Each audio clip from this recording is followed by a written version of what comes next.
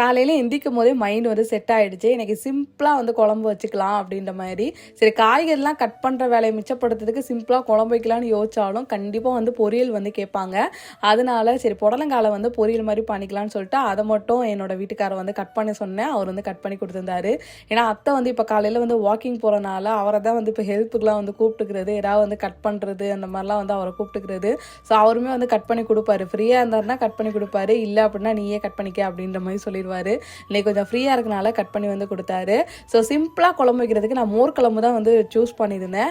காலையில் பிரேக்ஃபாஸ்ட்டுக்கு வந்து ராகி சேமியா தான் ஆஸ் யூஷுவல். அதுவும் வந்து ரொம்ப சிம்பிள் தான். இப்போ பாப்பாவுக்கு வந்து இந்த ராகி சேமியா ரொம்ப வந்து பிடிச்சிருக்கு. ஸோ எப்போல்லாம் நான் ராகி சேமியா செய்கிறேனோ அப்போல்லாம் வந்து ஸ்நாக்ஸுக்குமே வந்து ராகி சேமியா வச்சுடுமா அப்படின்ற மாதிரி கேட்குறாளா.